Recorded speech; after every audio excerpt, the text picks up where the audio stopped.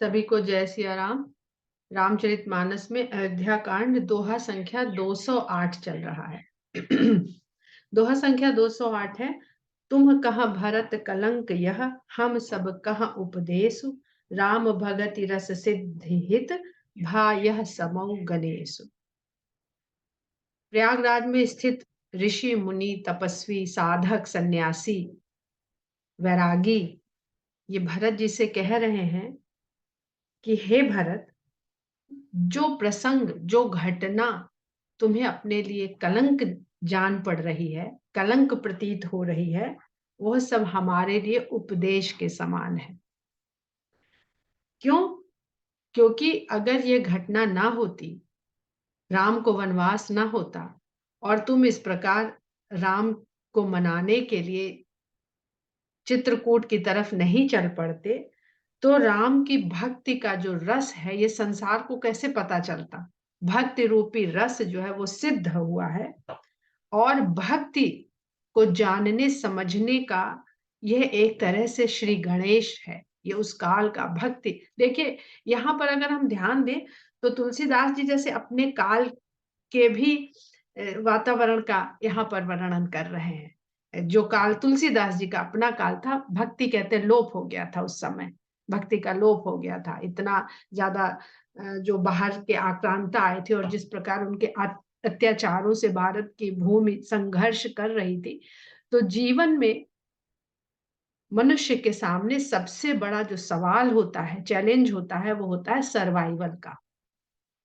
मनुष्य सिर्फ कोई भी जीव इस संसार में जो भी आता है वो सर्वाइवल के लिए सबसे पहले संघर्ष करता है। तो जब सर्वाइवल के संघर्ष में वो इस तरह से लग जाता है कि बाकी चीजें उसके लिए गौड़ हो जाती हैं, धीरे धीरे उस विस्मृत हो जाती हैं उसे। तो तुलसीदास जी ने जब रामचरितमानस की रचना करी और आम जन की भाषा में करी, तो यह भक्ति के काल का एक तरह से पुनः श्री गणेश हुआ। अगर इस प्रकार का ऐसा ग्रंथ नहीं रचा जाता जिसको व्यक्ति स्वयं पढ़ के तत्कालीन समाज उसको स्वयं पढ़े और स्वयं उसके आनंद रस को अनुभव करके उस आनंद में डूब सके और उसे पता चले कर्तव्यों का, धर्म के वास्तविक स्वरूप का, धर्म का जो बिगड़ा हुआ स्वरूप पूरे समाज में बिखरा पड़ रहा था, वहां पर तुलसीदास जी ने हर व्यक्ति के धर्म को किस प्रकार से निरूपित किया है रामचरितमानस की कथा के द्वारा।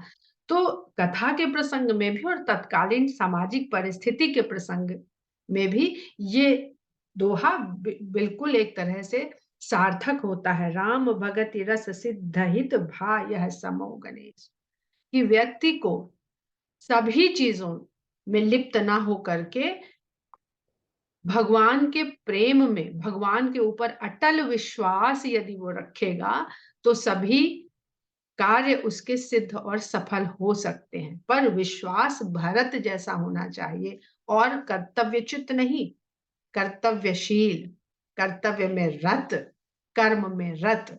ये नहीं कि बैठ गए कि हो यही वही जो राम रचि राखा, को करी तरक बढ़ावे शाखा। आगे कहते हैं तुलसीदास जी बहुत भक्ति के निरूपण के लिए संसार में भक्ति किस प्रकार से उसका आविर्भाव हो रहा है और किस प्रकार उसको लोग ले सकेंगे, अपने हृदय में मन में धारण कर सकेंगे, वही सब वर्णन इन चौपाइयों में है। नव विधु विमल तात जस तोरा, रघुबर किंकर कुमुद चकोरा। अब जरा तुलसीदास जी के काल का भी ध्यान कर लीजिए और जब भरत जी चले हुए हैं प्रयागराज में उस काल का भी और आज के काल का भी, तीनों कालों को एक साथ अपने मस्तिष्क में बैठा लीजिए। और ये चौपाई जो लोग कहते हैं रामायण आज प्रासंगिक नहीं है या इसमें हम कुछ फेर बदल कर दें ताकि ये प्रासंगिक हो जाए, ये उनके समझने के लिए ये प्रसंग सबसे ज्यादा उचित है। कहते हैं कि हे तात, तुम्हारा जो निर्मल यश है वो नवोदय चंद्रमा के भांति है। नव विधु विमल तात जस तोरा, हे तात तुम्हारा यश नव उदित होते हुए चंद्रमा के समान है। रघुबर किंकर कुमुद चकोरा, और राम के सेवकों के लिए किंकर दास दासी सेवक, राम के दास दासियों के लिए सेवकों के लिए यह चंद्रमा वो कुमुद और चकोर है। राम के जो सेवक हैं, जो भक्त हैं, उनके लिए तुम्हारा यश रूपी जो गान है वो ऐसा चंद्रमा है जैसे कुमुद पुष्प जो होता है, जो चंद्रमा के उदय के साथ खिलता है। और चकोर पक्षी भी चंद्रोदय के साथ ही चकोर और चकोरी का आपसी मिलन होता है, वो उसमें हर्षित होता है। तो अंधियारी रात है, तत्कालीन समाज में अयोध्या में भरत राजा बनाने के लिए निर्देशित कर दिए गए हैं, राम को वनवास हो गया है, तो अयोध्या के लोग भी अपने आप को अंधियारी रात में घिरा हुआ अनुभव कर रहे हैं। और तुलसीदास जी का जो काल है, वहां पर भी सब लोग अपने आप को अंधियारे में घिरा हुआ समझ रहे हैं। तो जब अंधकार में घिर जाए व्यक्ति, तो चंद्रमा ही उसके लिए प्रकाश का साधन बनता है।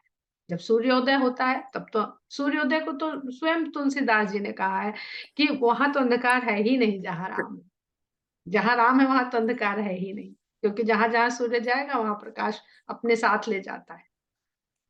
पर चंद्रमा को प्रकाशमान होने के लिए फिजिक्स के सिद्धांत से जब सूर्य का प्रकाश चंद्रमा पर पड़कर परावर्तित होता है, तभी चंद्रमा हमको दिखता है। ऐसा नहीं है कि चंद्रमा जब हमको नहीं दिख रहा तो आकाश में है नहीं, है वो तब भी, पर वो दिखता हमको तभी है जब राम रूपी सूर्य का प्रेम रूपी या ज्ञान रूपी या बुद्धि रूपी वहां से परावर्तित होता है, तभी चंद्रमा प्रकट होता है। तो यही भक्ति जो है भरत के चरित्र से, भरत के जो कृत्य हैं, सुकृत्य हैं, उनके द्वारा वो प्रकट हो रहा है। और अंधेरे में फंसे हुए लोगों को जो चकोर और कुमुद जो चंद्रोदय के साथ ही खिलेंगे, विकसित होंगे, डेवलप होंगे, उनके लिए तुम्हारा निर्मल यश नवोदित चंद्रमा की भांति है। उदित सदा अथाई है कबहू ना, ये सदा उदय रहेगा और इसका अस्त कभी नहीं होगा। घटे न जग नभ दिन दिन दूना, ये संसार रूपी आकाश में कभी घटेगा नहीं। जो चंद्रमा आकाश में निकलता है वो तो निकलता है, फिर बढ़ता है, फिर पूर्ण होता है और फिर घटता है। लेकिन संसार रूपी आकाश में तुम्हारा भक्ति रूपी चंद्रमा कभी घटेगा नहीं और दिन दिन दुगना ही बढ़ता रहेगा। कोक तिलोक प्रीति अति करहि, इस प्रकार तुलसीदास जी लोगों का देखिए किस प्रकार से आत्मबल भी बढ़ा रहे हैं, किस प्रकार विश्वास उनके भीतर पैदा कर रहे हैं। कोक तिलोक प्रीति अति करहि, प्रभु प्रताप रवि छवि न हारि। अब चंद्रमा चाहे जितना तेज हो, चाहे जितना प्रकाशमान हो, सूर्योदय होता है तो चंद्रमा की छवि धूमिल हो जाती है और वो होकर भी ना होने के बराबर हो जाता है। कभी कभी आकाश में दिखता भी है सूर्योदय के समय, पर क्या उस समय हम चंद्रमा का प्रकाश ले रहे होते हैं? उस समय सूर्य का प्रकाश हमको प्रकाश दे रहा होता है। तो कहते हैं कोक तिलोक प्रीति अति करहि। अब जो तीनों लोकों रूपी जो चकवा है पक्षी, जो दिन के समय जागृत होता है, वो भी इस प्रेम को इसलिए गाएगा, इसलिए इसका निरंतर अनुभव करेगा, क्योंकि प्रभु प्रताप रवि छवि न हारहि। प्रभु के प्रताप, प्रभु का जो राम का जो सूर्य रूपी प्रताप है वो तुम्हारी छवि को कभी हारेगा नहीं। लक्ष्मण जी को राम के लिए दंड कहा गया है कि राम का यश ध्वज है, तो लक्ष्मण उस ध्वज के दंड है। अगर लक्ष्मण जी ना हो तो वो कभी फहरा ना सके ध्वज राम का यश।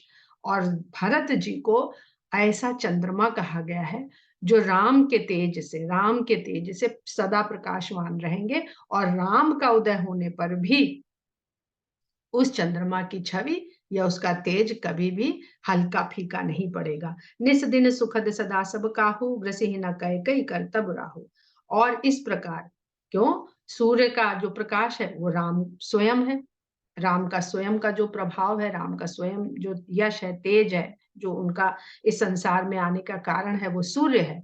तो भरत तुम्हारी भक्ति चंद्रमा है, तो निश और दिन दोनों समय जो संसार है वो सुखी रहेगा। दिन में राम को देख के सुखी रहेगा और रात में जब अंधेरे में भरेगा तो फंसेगा, तो तुम्हें याद करके उसको शक्ति मिल जाएगी। तो इस संसार को कभी भी निस दिन सुखद, रात और दिन सब समय सुख देने वाला है सबको ही।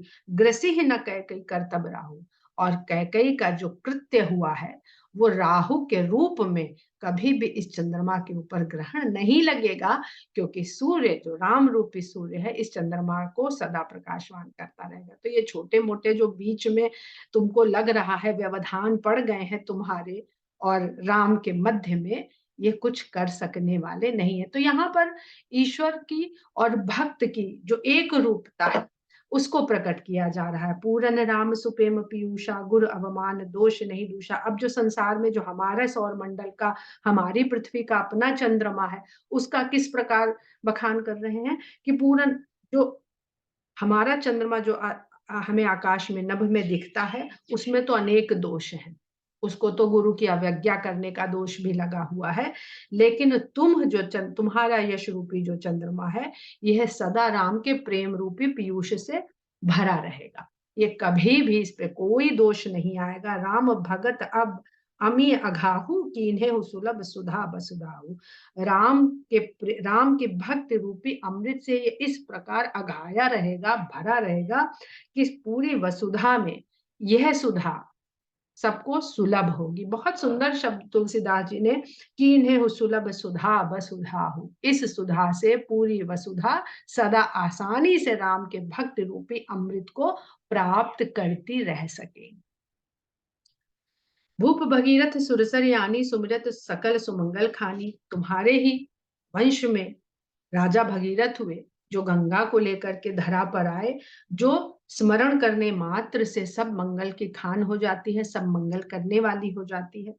दशरथ गुणगन बरनि न जाहि अधिक कहा जहि सम जग माही। और उसके पश्चात दशरथ तुम्हारे पिता, जिनके गुणों का क्या ही वर्णन किया जाए, जिनके समान, उनके लिए अधिक क्या कहें, उनके समान तो संसार में कोई हुआ ही नहीं। क्यों नहीं हुआ उनके समान? जासु सनेह सकोच बस राम प्रकट भय आई, जे हरहि नयना निकबहु निरखे नहीं अघाई। दशरथ के प्रभाव को तो क्या कहना, जिनका प्रेम ऐसा बढ़ा कि उस प्रेम के संकोच में पड़ के राम को अवतार लेके मनुष्य बन के धरती पर आना पड़ा। उस राम को दशरथ ने पुत्र रूप में अपने आंगन में प्रकट होने के लिए विवश कर दिया, जिसको कभी भगवान शंकर भी जी भर के देख नहीं पाए थे। वो भी मौका तलाशते थे कि कभी मनुष्य के रूप में, किसी रूप में भगवान संसार में प्रकट हुए तो हम कुछ रूप बदल के उनके दर्शन कराएं। ऐसे भगवान को दशरथ ने अपने प्रेम से विवश कर दिया और जी भर भर कर उनको गोद में खिलाया, लाड़ प्यार दुलार सब कुछ किया। तो ऐसा दशरथ का वर्णन क्या करना, कोई क्या कर सकता है। फिर से सुनिए चौपाई। दशरथ गुण गण बरनि न जाहि अधिक कहा जहि सम जग नाही। जासु सनेह सकोच बस राम प्रगट भय आई, जे हर ही नयनन कबहु निरखे नहीं अघाई। शंकर भी जिनको हृदय रूपी नेत्रों से देख पाते, इन नेत्रों से वो भी नहीं देख पाते। कीरति विधु तुम कीन हनुपा जहां बस राम प्रेम मग रूपा। लेकिन तुम्हारी कीर्ति ने तो, तुम्हारी जो यश रूपी चंद्रमा की जो कीर्ति फैलेगी, उस वो तो अनुपम है, उसकी तो उपमा ही नहीं दी जा सकती, क्योंकि वहां पर राम का प्रेम मृग के रूप में बसा हुआ। चंद्रमा में हम एक छवि देखते हैं काली, तो तुलसीदास जी ने उसको हिरण के रूप में कहा है। क्यों कहा है? क्योंकि मन जो होता है, चंद्रमा मन का स्वामी कहा जाता है ज्योतिषी के हिसाब से, और तुलसीदास जी बहुत बड़े ज्योतिषाचार्य भी थे। तो चंद्रमा को मन का स्वामी कहा जाता है, और उस मन में जो हिरण है उसका स्वभाव होता है सदा कूद फान करता रहता है, विचरण करता रहता है, कंट्रोल में नहीं आता, कभी इधर कूदता है कभी उधर कूदता है। तो वहां पर अगर राम रूपी हिरण उस भरत के यश रूपी चंद्रमा में राम का प्रेम रूपी हिरण बस गया, तो वो कहाँ दौड़ेगा? राम का प्रेम रूपी हिरण स्वयं प्रेम ही जब राम हो गया तो वो दौड़ के जाएगा कहाँ? वो जहां दौड़ने वाला भी वही और दौड़ेगा जहां वो भी वही। और वह सब भरत का भाव है, भरत का भाव रूपी प्रेम रूपी भाव है। तात गलानी करहु जिय जाए डरहु दरिद्र ही पार सुपाए। अब चूंकि भरत जी किस तरह से बैठे थे, हम लोगों ने कल पढ़ा था कि लज्जित होके बैठे, गड़े जा रहे हैं शर्म के मारे, लज्जा के मारे में कि भरद्वाज जी क्या सोचेंगे कि मेरे मारे राम वन में भटक रहे हैं। तो उस बात को भरद्वाज मुनि कहते हैं कि हे भरत, अपने हृदय में ग्लानि मत करो, डरहु दरिद्र डरहु दरिद्र ही पारस उपाय। तुम्हारे हाथ तो पारस पत्थर लग गया है। प्रेम, राम का भक्ति और राम का प्रेम जिस तरह का तुम्हारे हाथ लग गया है, उस पारस को पा करके भी तुम दरिद्रता को डर रहे हो। अर्थात जो तुम्हारे मन में प्रेम और भक्ति भाव है, उससे तुमको कभी किसी भी प्रकार की न सांसारिक, न भावनात्मक, न दोष, कोई भी किसी भी तरह का दरिद्रता तुमको छू नहीं सकती है। सुनो भरत, हमें झूठ न कहा ही उदासीन तापस बन रहा है। कहते हैं भरत, सुनिए, हम झूठ नहीं कहते, क्योंकि हम तो उदासीन उदासीन हैं, हम तो सब कुछ त्याग के संसार, हमको क्या, राजा होने वाला है उसकी बड़ाई कर ले तो हमें कोई पद दे देगा, ये सब हमको चाहिए नहीं, हम तो उदासीन हैं, न किसी के पक्ष में है, न किसी के विपक्ष में है, हम तो तपस्वियों की भांति वन में रहते हैं। सब साधन कर सुफल सुहावा, लखन राम सिय दर्शन पावा। हम यहाँ तपस्वियों की भांति सब संसार को त्याग करके उदासीन भाव से प्रयागराज में रहते हैं। और इस त्याग का, इस तपस्या का साधन फल हमको क्या मिला? सुंदर फल क्या मिला? कि हमने यहाँ रहते हुए राम, लक्ष्मण और सीता का दर्शन पाया। लखन राम सिय दर्शन पावा। तपस्वी होने का, साधना का फल हमने ये पाया कि राम, सीता, लक्ष्मण का दर्शन पाया। तही फल खर फल दरस तुम्हारा, सहित पयाग सुभाग हमारा। और राम, सीता, लक्ष्मण के दर्शन करने का फल भी तो कुछ मिलना चाहिए। अपनी साधना से आप भगवान को पा सकते हैं, लेकिन भगवान का दर्शन हो जाए, तब जो आपको प्राप्त होता है वो भरत का दर्शन है। कि राम, सीता, लक्ष्मण के दर्शन के रूप में जब राम और सीता का दर्शन दशरथ को हुआ, तो वो कहने लगे अब कुछ चाहिए ही नहीं। दशरथ जी बोले अब तो जी नहीं भर रहा, हम तो बस यही देखना चाहते हैं, अब तो सब पूर्ण काम हमारे, तो अब क्या मांगे? तो भगवान ने कहा कि नहीं भाई, कुछ तो हम दिए बिना जाएंगे कैसे, हमारी तो टिकट ही तभी कटेगी जब हम आपको कुछ दे देंगे। तो उन्होंने कहा कि अब और क्या चाहिए, अब आपको देख के तो कुछ दूसरा समझ ही में नहीं आता है, तो चाहूं तुम्हें समान सुत। दशरथ जी बोले और उन्हें देना पड़ा। अब यहाँ पर भरद्वाज क्या कह रहे हैं कि हमने भी राम, सीता, लक्ष्मण का दर्शन किया अपने तपस्या और पुण्यों के कारण, प्रयागराज में निवास के कारण, लेकिन उनका दर्शन करने का जो फल हमको मिला, वो तुम्हारा दर्शन हमको प्राप्त हुआ। सही फल कर फल दरस तुम्हारा, सहित पयाग सुभाग हमारा। और ये न केवल हमारा सौभाग्य है, बल्कि ये प्रयाग का भी सौभाग्य है। प्रयाग की याद से महत्ता और बढ़ गई। भरत धन्य तुम जसु जग जयऊ, कहियस प्रेम मगन मुनि भयऊ। भरत जी पूरे रास्ते अपने आप को यही कोसते तो चले आए थे कि मेरा जन्म धिक्कार है, मेरे जन्म पर, जो राम के कष्टों का कारण और साधन बन गया। तो इस बात के लिए भरद्वाज मुनि कहते हैं, भरत धन्य तुम जसु जग जयऊ। हे भरत, तुम धन्य हो कि तुम इस संसार में जन्मे और तुम्हारा यश इस संसार को प्राप्त हुआ। ऐसा कहकर मुनि प्रेम में मगन हो गए। सुनि मुनि बचन सभासद हर्षे, साधु सराहि सुमन सुर बरसे, धन्य धन्य धुनि गगन पयागा, सुनि सुनि भरत मगन अनुरागा। मुनि की इस प्रकार की बात को सुन करके वहां सभा में उपस्थित सभी लोग सराहना करने लगे और देवता लोग पुष्पों की वर्षा करने लगे। धन्य धन्य की ध्वनि से प्रयाग का गगन गूंज उठा और भरत के मन में ऐसा प्रेम उमड़ा कि वो मगन, सुनि सुनि सुनि भरत मगन अनुरागा। भरत जी प्रेम में मगन हो गए यह सुन करके। पुलक गात ही राम सिय सजल सरोरु, नयन कर प्रणाम मुनि मंडल ही बोले।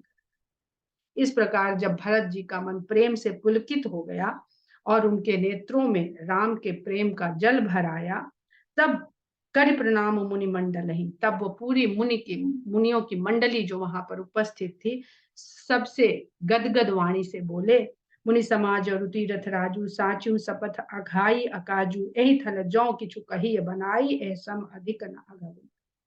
कहते हैं, हे मुनियों के समाज और हे तीर्थराज प्रयाग, इस स्थान पर अगर कोई सौगंध खाए तो वो भी बहुत बड़ा दोष है। सौगंध नहीं खाई जाती है पुण्य स्थल पर। सौगंध कौन खाता है? जिसको अपनी बात पर विश्वास जमवाने का कुछ प्रयास करना होता है, वो सौगंध खाता है।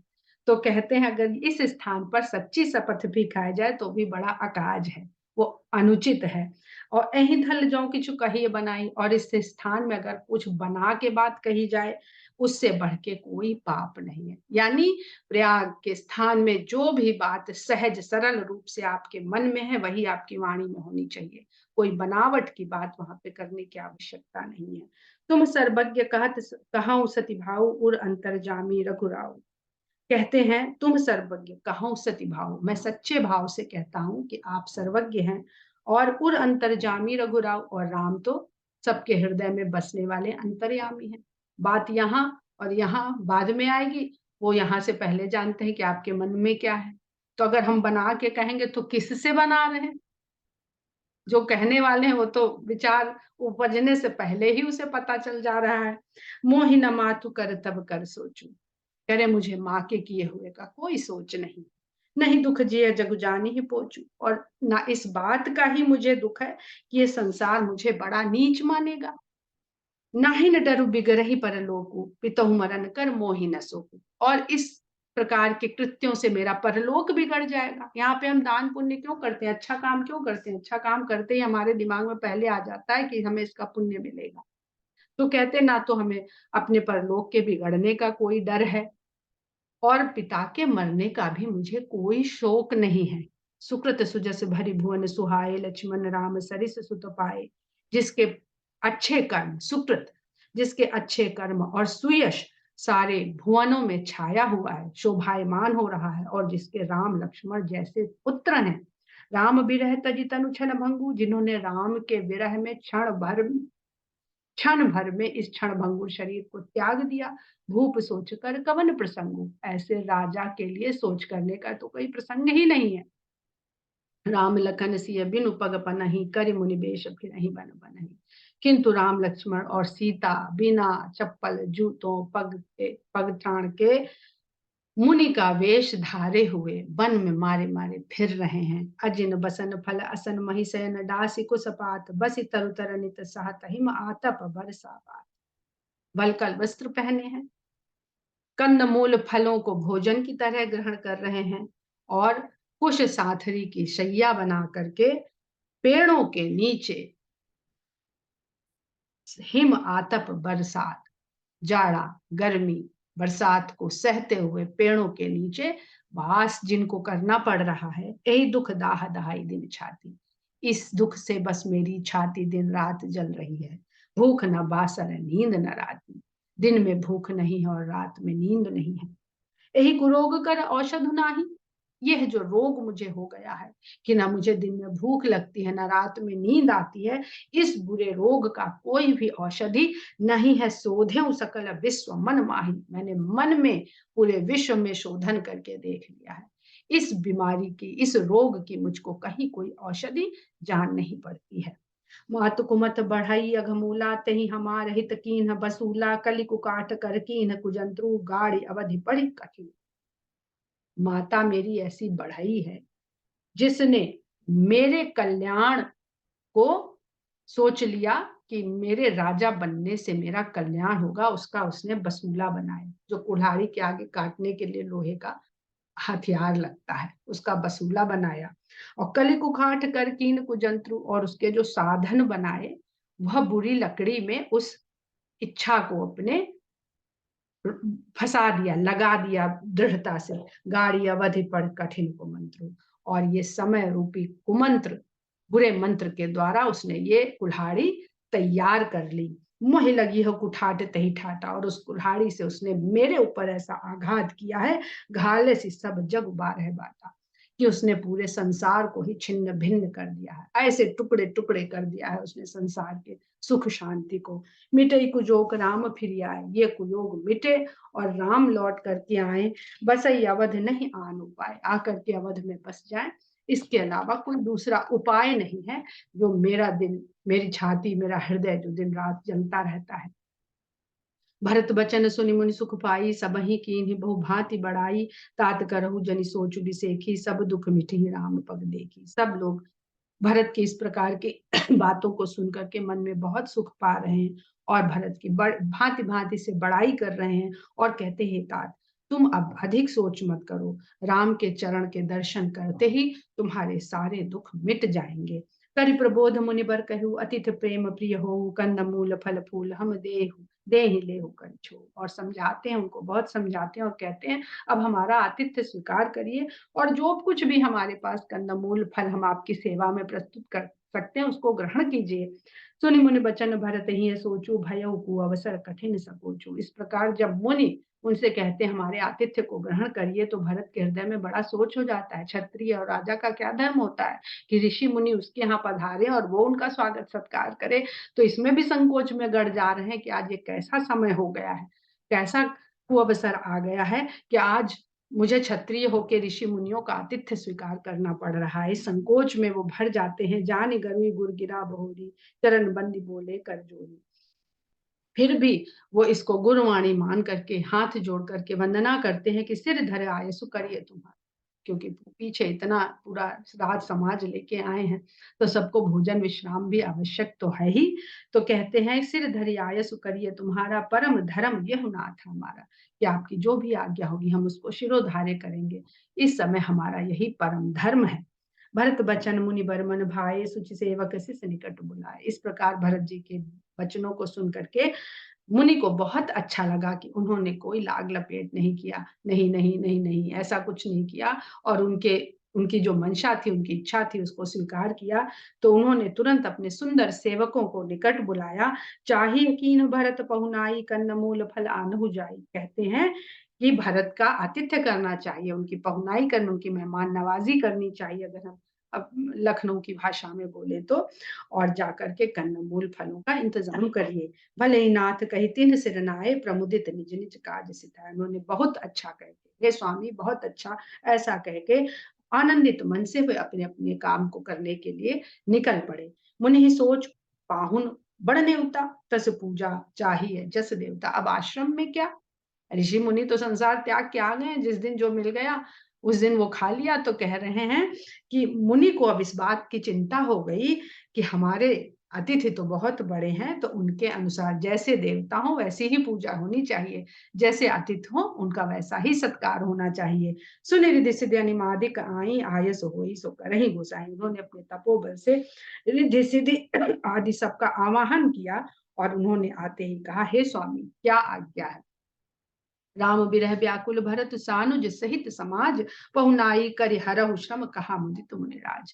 तो मुनिराज भरद्वाज जी ने रिद्धि सिद्धि से कहा कि राम के विरह में भरत और उनके साथ आया हुआ समाज बहुत दुखी और व्याकुल है। आप इस प्रकार उनकी सेवा करिए, उनका आतिथ्य करिए कि उनका श्रम भी हर जाए, उनकी थकान मिट जाए और वह सब आनंद को प्राप्त हो। रिद्धि सिद्धि सिर धरि मुनि बरबानी, बड़ भागिन आपु ही अनुमानी। उनकी जैसे ही ये मंशा रिद्धि सिद्धि को पता चली, उन्होंने उनकी इच्छा को शिरोधार्य किया, मुनि की वाणी को शिरोधार्य किया और अपने को बड़ा भाग्यशाली माना।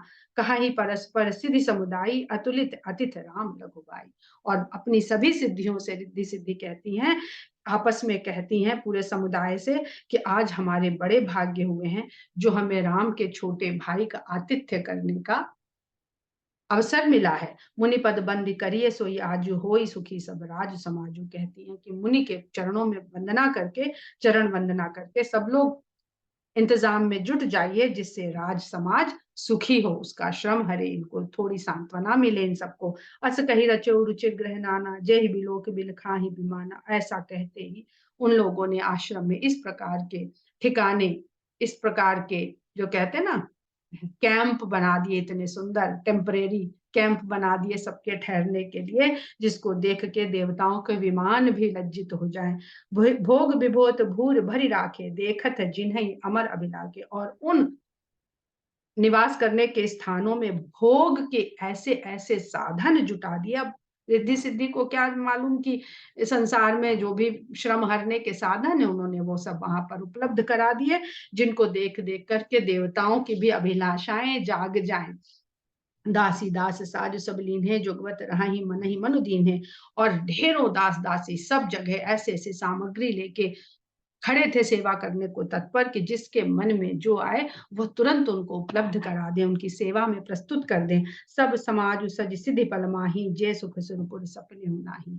ऐसे सारे साधन सुविधा रिद्धि सिद्धि की सभी सिद्धियों ने वहां पर पल भर में उपलब्ध करा दिए, जैसे सुख स्वर्ग में भी देवताओं को नहीं मिल पाते हैं, सपने में भी नहीं मिल पाते हैं। प्रथम ही बास दिए सबके ही, सुंदर सुखद जथा जथा रुचि जही। सबसे पहले उन्होंने सबको ठहराने का इंतजाम किया, जहां जिसकी रुचि थी, जहां जिसको ठीक सुंदर और रुचिकर लग रहा था, वहां वहां उन्होंने सबको ठहराने की व्यवस्था करी। बहुरी सपरिजन भरत कहूँ, ऋषि अस आय सुदीन, विधि विस्मय दायक विभव, मुनि बर तप बल कीन। फिर उन्होंने भरत जी के परिवार के सहित ऋषि की आज्ञा के अनुसार उनको स्थान प्रदान किया। विधि विस्मय दायक विभव, मुनि बर तप बल कीन। ऐसा ऐश्वर्य, ऐसा वहां पर वैभव उत्पन्न हो गया जो मुनि की तपस्या के बल पर वहां पर उपलब्ध हुआ। अब यहाँ पर देखिए, बहुत सारे साधक ऐसे होते हैं जो अपनी तपस्या के बल से कहते हैं हमने ये प्राप्त कर लिया, हमने वो प्राप्त कर लिया। तो अगर तपस्या के बल पर आप भौतिक सुखों की प्राप्ति कर रहे हैं, तो वह ध्येय नहीं है, वो फिर निष्फल हो जाता है, बेकार हो जाता है, खर्च हो जाता है, चुक जाता है। भरत जी के चरित्र में सबसे सुंदर बात यही है कि राम तो वन चले गए, उनको तो कुछ उपलब्ध ही नहीं था। भरत जहां जहां जाते थे, वहां वहां उनको भौतिक सुख उपलब्ध होते थे, चाहे वो भरद्वाज मुनि के आश्रम में पहुंचे हैं और चाहे वो अयोध्या में रहे। तो सब सुख वैभव ऐश्वर्य के बीच रहकर उनमें लिप्त ना होना, ये बड़ी बात है।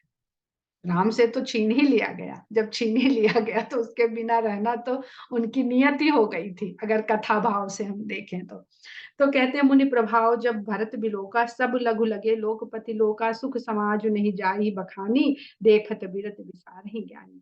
जब भरत जी ने भरद्वाज मुनि के इस प्रकार की तपस्या के बल को देखा, तो उनको सभी लोकपतियों के लोग छोटे दिखाई देने लगे। सुख समाज नहीं जाई बखानी, जो सुख वहां पर उपलब्ध करा दिए गए थे उनका बखान नहीं करते बनता है। देखत बिरत विसार ही ज्ञानी, जिनको देख के ज्ञानियों को ज्ञान भूल जाए, वो भी उस सुख को लेने के लिए लालायित हो जाए, अरे एक बार तो मजा ले दो, फिर देखा जाएगा कल। आसन शयन सुबसन बिताना, वन वाटिका विहग मृगनाना, सुरभि फूल फल अमीय समाना, विमल जलाशय विविध विधाना। किस प्रकार के आसन है, किस प्रकार के बिस्तर हैं, किस प्रकार की वाटिका है, किस प्रकार के सुंदर पशु पक्षी वहां पर विचरण कर रहे हैं, किस प्रकार सुरभि फूल फल अमीय समाना, अमृत के समान के फल फूल हैं और सुंदर जल से भरे हुए जलाशय हैं। असन पान सुचि अमी अमी से, अमृत से भी सुस्वादु फल हैं। देख लोग सकुचात जमी से, जिनको देख करके संयमी लोग सब संकोच कर रहे हैं कि हमारा तो, जैसे संयम क्या है, व्रत करते हैं ना, अरे बड़ी अच्छी पार्टी में गए थे, बड़ा अच्छा खाना था, पर हम तो व्रत थे, कैसे खाते। तो इस प्रकार वो सब देख देख करके संयमी लोग भी संकोच में पड़ रहे हैं कि अरे हम तो तपस्वी हो गए, हम तो सब त्याग दिए हैं, नहीं तो हम भी आज इस सुख का मजा ले लेते। सुर सुरभि सुरतरु सबही के, सबही के पास कामधेनु जैसी गायें और कल्प वृक्ष के समान वृक्ष हैं।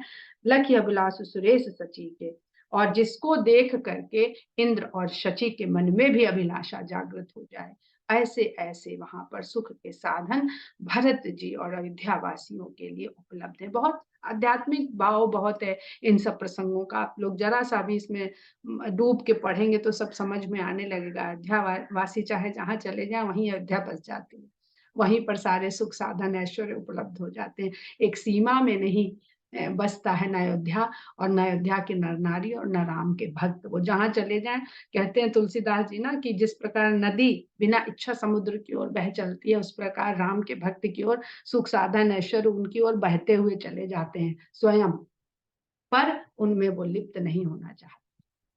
वो बह बह के उनकी तरफ आते हैं, पर वो उसमें लिप्त नहीं होना चाहते हैं। ऋतु बसंत बह त्रिविध बयारी, बसंत ऋतु जैसा बढ़िया बढ़िया मौसम हो गया, त्रिविध बयार बहने लगी, सब कहाँ सुलभ पदार्थ चारी। इन सुख साधन सुविधाओं के होते हुए चारों पदार्थ भी सबको सुलभ है, ये नहीं कि इनमें लिप्त हो जाएंगे तो चार पुरुषार्थ से छूट जाएंगे। भोग भी करो और चारों पुरुषार्थों की प्राप्ति भी करो, यही संपूर्णता है मनुष्य जीवन की, कि आप सब सुख भोगे पर लिप्त ना हो। यही यही इसी को कहते हैं चारों पुरुषार्थ की प्राप्ति।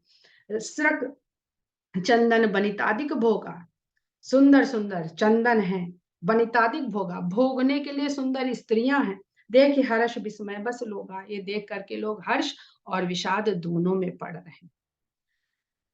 संसार में मनुष्य की स्थिति यही होती है, वो भक्ति की तरफ जाता है तो माया, सुख, विलास, विषय कामनाएँ उसे खींचती हैं। तो एक तरफ हर्ष होता है, एक तरफ छोड़ दें तो इसका दुःख भी होता है। दुःख ना हो छूटने में, दुःख ना हो, छूटे तो दुःख ना हो। संपत्ति चकई भरत चक मुनि आयस खिलवाड़, ये जो संपत्ति है ये चकवी है और भरत चकवा है और मुनि का ये खेल जो है, मुनि ने बस बना दिया है। तेहनी से आश्रम पिंजरा राखे बात अनुसार, और ये आश्रम बहेलिये का बनाया हुआ पिंजरा है। जब बहेलिया सामने होता है तो चकवा और चकवी आपस में मेल संयोग नहीं कर सकते।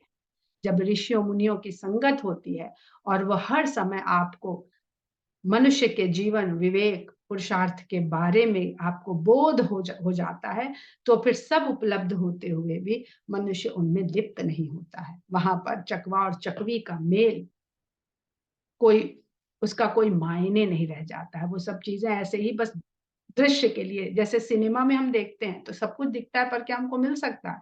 हम एक से एक जगह देख लेते हैं, एक से एक दुनिया देख लेते हैं। आजकल तो टीवी में कैमरा के ज़रिए वो चीज़ें हमें अंतरिक्ष तक की दिखा दी जाती हैं जिनको संभव ही नहीं है। तो इसी प्रकार वो सब साधन, उनमें लिप्तता कोई नहीं है किसी की कुछ भी।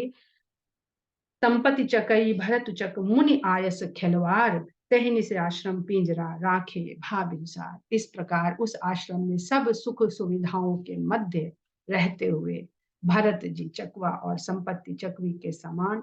भोर हो गई, प्रातः काल हो गया। कीन निमज्जन तीर्थ राजा, नाई मुनि सिर सहित समाजा। प्रातः काल होने पर प्रयागराज में स्नान किया और मुनि को समाज के सहित नमन किया। भरत जी ने ऋषि आशीष सिर राखी, कर दंडवत विनय बहुभागी। और फिर ऋषि की आज्ञा लेके, उनका आशीर्वाद सिर में लेकर के दंडवत प्रणाम करके उन्होंने विनम्रता पूर्वक ऐसा कहा। पथ गति कुशल साथ सब लीने, चले चित्रकूट चित दीने, राम सखा कर दीन्हे लागू, चलत देह धरि जनु अनुरागु, नहीं पद त्राण शीस नहीं छाया, प्रेम नेम व्रतु धर्म अमाया, लखन राम सिय पंथ कहानी, पूछत सखई कहत मृदुबानी, राम बास थल बिटप बिलोके, उर अनुराग रहत नहीं रोके, देखी दशा सुर बरि सही फूला, भई मृदु महि मुद मंगल मूला, किए जाहि छाया जलद सुखद बहई बरबात, तस मगु भयउ न राम कहा, जस भा भर तहि जात। हम लोग यहीं पर विराम करते हैं क्योंकि प्रसंग बदल रहा है। भरद्वाज मुनि के आश्रम से भरत जी अब चित्रकूट की ओर प्रस्थान करेंगे, तो वो प्रसंग हम लोग अगले सेशन में उसको सुनेंगे और उसका आनंद लेंगे। जैसे बहुत सुंदर